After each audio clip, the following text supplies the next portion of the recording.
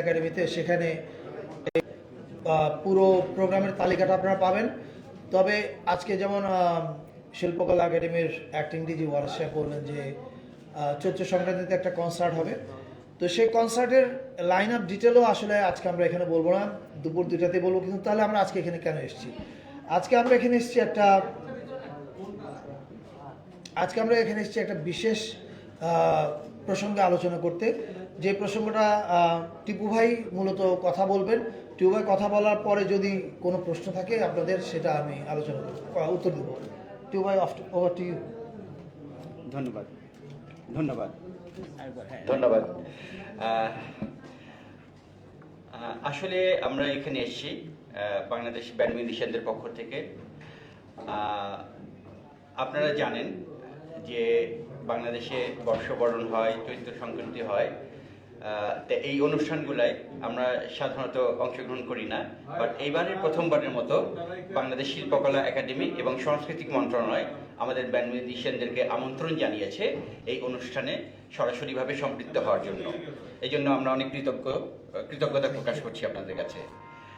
আর সেই সাথে আসলে আপনারা জানেন পৃথিবীতে অস্থিরতা বিরাজ করছে এবং পৃথিবীর একটা দেশের উপর অনেক বর্বর আচরণ হচ্ছে, অনেক সাধারণ মানুষ মৃত্যুবরণ করছে, যেটা আসলেই কাম্য না।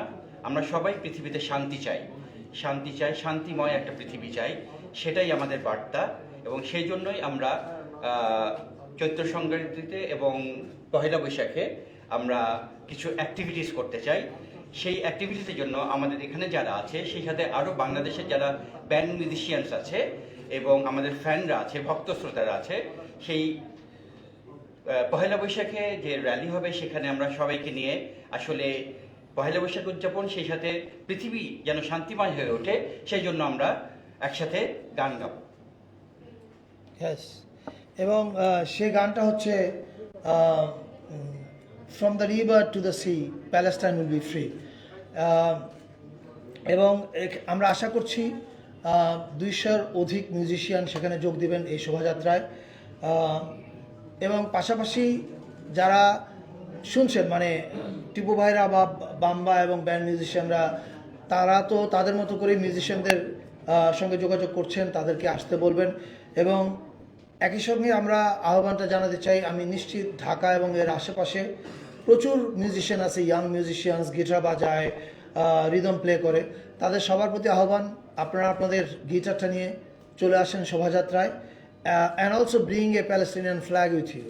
এবং প্রত্যেকেই আমরা জয়েন করব এবং এই শোভাযাত্রার মধ্যে এই যে from the river to the sea, প্যালেস্টাইনের জন্য যে গান, এই গান এবং এই শোভাযাত্রাটা আমি মনে করি যে একটা গুরুত্বপূর্ণ সংযোজন এবারের শোভাযাত্রায়। আমি বাংলাদেশের রক মিউজিশিয়ান যারা আছেন তাদেরকে ধন্যবাদ জানাই, কারণ আমি বিশ্বাস করি এই কাজ বাংলাদেশের রক মিউজিশিয়ানরা ছাড়া আর কারো পক্ষে এই অবস্থান নেওয়াটা সম্ভব হতো না। অ্যান্ড কুডোস টু দেম যে তারা ডিসাইড করেছেন যে তারা এই কাজটা করবেন। I thank everyone. এবং অ্যাজ আই সেড, যারা শুনছেন তাদের সবার প্রতি আহ্বান জানাই, ঢাকায় এবং ঢাকার আশেপাশে যত ইয়াং মিউজিশিয়ানস আছেন, come up with your guitar and a Palestinian flag and join শোভাযাত্রা। Thank you. এবং আপনাদের কোনো প্রশ্ন থাকলে করতে পারেন ওনাদেরকে, আমাদেরকে যাকে প্রশ্ন করতে চান। Any question? আমার প্রশ্ন, আমরা খালেদ চৌধুরী টাইমসে কাজ করি। এই যে আমাদের যে শোভাযাত্রা এবং যে নতুন ধারায় যে একটা প্রতিবাদ, ঠিক আছে, এই প্রতিবাদটা আমরা তো বাংলাদেশে আছি এবং আমাদের সারা বিশ্ব বাংলাদেশি অনেক আছে। তো এইটা কি শুধু এই ইসের জন্য একটা দিন বিশেষে হবে, নাকি সবসময়ের জন্য একটা আমাদের এই ক্যাম্পেইনটা অব্যাহত থাকতে পারে বলে আপনারা মনে করেন? এবং ইয়াং, আপনারা তো সিনিয়র, অনেক ইয়াং যারা নতুন আছে তাদের মধ্যেও এটা ছড়িয়ে দেওয়ার, আপনাদের নতুন যারা শিল্পী আছে তাদের মধ্যে ছড়িয়ে দেওয়ার চিন্তা ভাবনা আছে? ধন্যবাদ। বেসিক্যালি এটা প্রতিবাদ না, এটা আমরা আহ্বান করছি শান্তির জন্য। সবসময় পৃথিবী যেন শান্তিময় হয়ে উঠুক সবসময়ের জন্য, সেটা আমরা চাই। সেজন্যই আসলে এই ব্যতিক্রমভাবে আমরা এই র্যালিটা করতে যাচ্ছি। এবং স্যার বললেন যে এই প্রেস কনফারেন্সের মাধ্যমে, তাছাড়া আমরাও যোগাযোগ করছি সবার সাথে, যত ব্যান্ড মিউজিশিয়ানস আছেন এবং আমাদের ভক্ত শ্রোতারা আছেন, সবাই যেন আমাদের সাথে সম্পৃক্ত হয় দেশে এবং দেশের বাইরে। এবং আমি জানি বাংলাদেশের বাইরে অনেক শিল্পী আছে, ভক্ত আছে, তারাও দেশ নিয়ে অনেক চিন্তা ভাবনা করেন দেশের মঙ্গলের জন্য, এবং তারাও আশা করি আমাদের সাথে সম্পৃক্ত হবেন। আমি হক ফারুক আহমেদ, দৈনিক যুগান্তরে কাজ করি। টিউবের কাছে আমার প্রশ্ন, টিউ ভাই, র্যালিটা শুরু হবে কখন এবং এটা কত কিভাবে এগিয়ে যাবে, র্যালিটা কয়টা পর্যন্ত চলবে, বা এই পুরো ফ্রেমটা যদি একটু বলতেন তাহলে আমার মনে হয় যে সবার জন্য একটু বুঝতে সুবিধা হতো। র্যালি কখন শুরু হবে, কোন রুটে যাবে, এটা ঢাকা বিশ্ববিদ্যালয় আগামীকাল প্রেস কনফারেন্স করে জানাবে। Any more question? মানে উপদেষ্টা, আমি আনিস যাই। আসলে সংস্কৃতি মন্ত্রণালয় যতগুলো প্রোগ্রাম করে কিছুটা আলোচিত প্রোগ্রাম মানে শুরু থেকে, তো সেক্ষেত্রে পয়লা বৈশাখ এটা সবারই মুখে মুখে যে একজন একজন একজন একজন একজন মানে বিশেষ করে পয়লা বৈশাখ নিয়ে অনেকের একটা মানে অনেক দিন থেকে একটা আলোচনা চলতেছে যে কীভাবে হবে, বা মন্ত্রণালয় থেকে কোনো নির্দেশনা আসবে কিনা, বা মন্ত্রণালয় থেকে কী ধরনের কর্মসূচি নেবেন।